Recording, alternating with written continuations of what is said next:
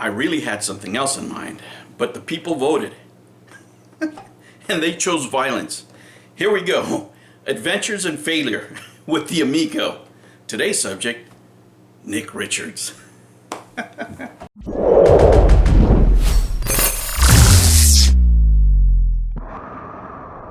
Hello humans, and welcome to another episode of Gen X Gamer. Today, let's talk about Mr. Nick Richards, the man responsible for us not having a console, along with the former CEO, Tommy Tallarico, right? I'd rather talk about ideas. I'd rather talk about things that you can look to next time you're looking at a project or a product that maybe you want to crowdfund, maybe you're interested in. Maybe it'll keep you from making the same mistakes again. Maybe you're an investor that's, looking at not getting their money back at this point. It's not looking too good for you, right? And, everything's a lesson, right? There's things here you could have looked at and said, you know what?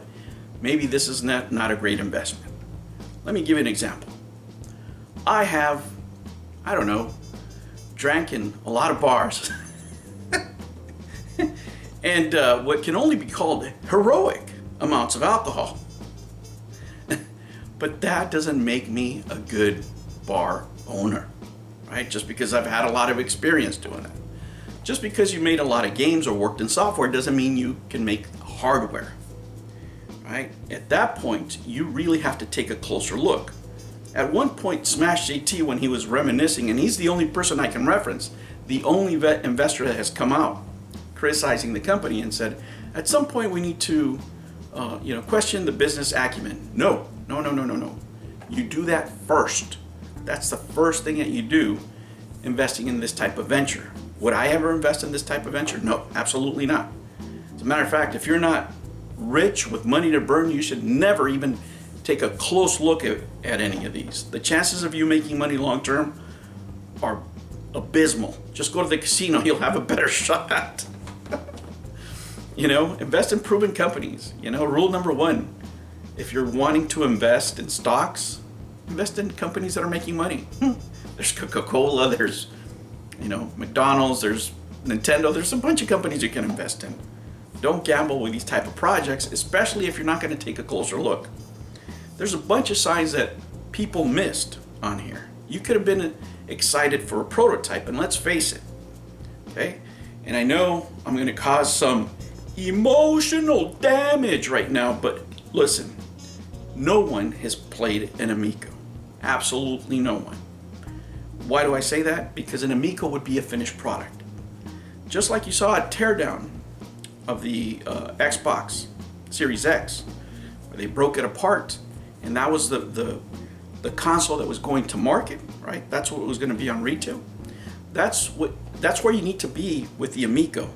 Front end, back end, hardware, all done. Games done, right? Updates, sure, right? But you need to have that. That's what you need to play.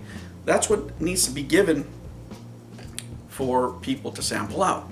That hasn't happened here, right? All you have is prototypes. Playing prototypes is not playing the console. You do not have a finished product. Until you do that, you haven't played anything. And why am I saying that? Because the mission was not accomplished, right? This plan was a bad plan from the beginning. Everything was done backwards.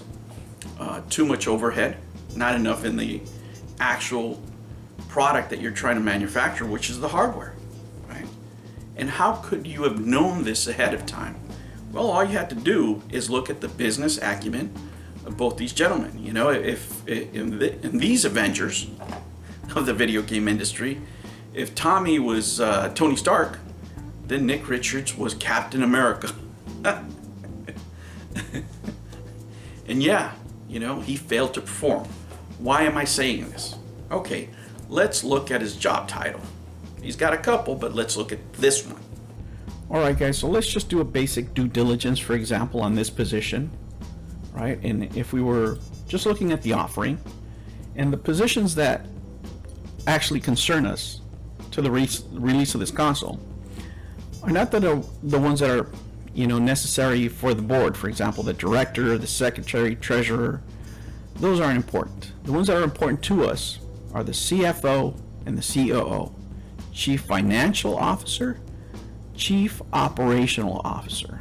This guy pretty much is the nuts and bolts of this company, right?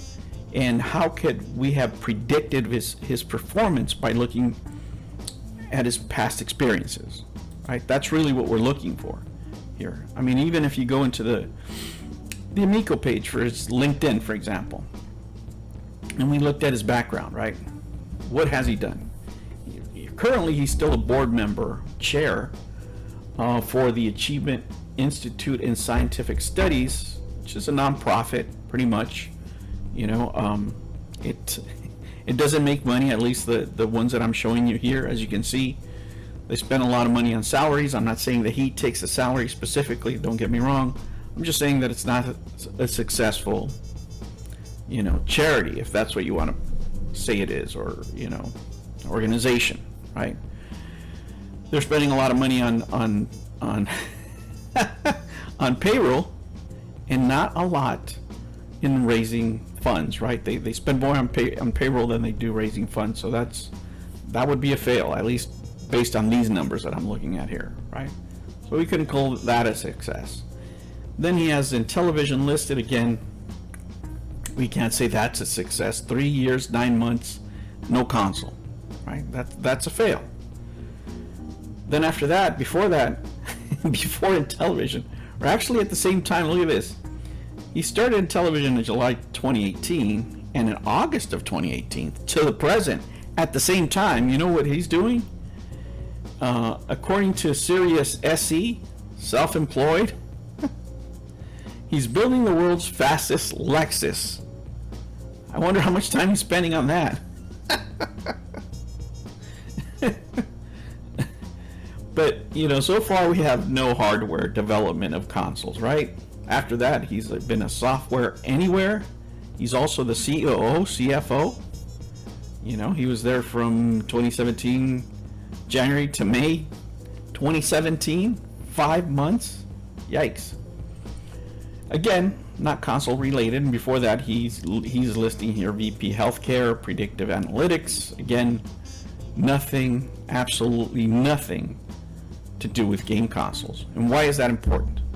It's important because the COO, is working directly under the CEO, and he's developing, you know, the vision of the CEO. I'm going to use this wheel here for an example. It's a pretty basic wheel, you know, and all we're doing again is just basic research, guys, basic due diligence that anybody could have done, right, when investing in this company. Right, as a CEO, he's in charge for the development, the execution, the enablement. Right, what do you do in development?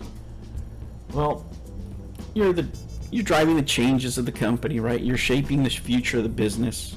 Right, for execution, this is really important. You're ensuring suitable operations and management. Okay. Again, I couldn't give him a passing grade on that because there's no console. Optimizing operational processes, right? And that's pretty much improving things, right? And nothing's improved, so you can scratch that one off. He's also, you know, making the vision real, right? Designing the framework to implement strategy into operations. Absolute failure there. We have no console. And then he's lining up the troops. He's managing the strategic assets of the company. We're in the red. We have family members working in the same departments. That again is a fail. Could you have predicted this? Well, yes.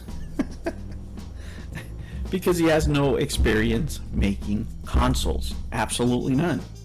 Right? And this is just basic due diligence, guys. I mean, somebody like this is walking into this kind of job, doing something new that's very difficult to do, that very few have done in history, you know, successfully.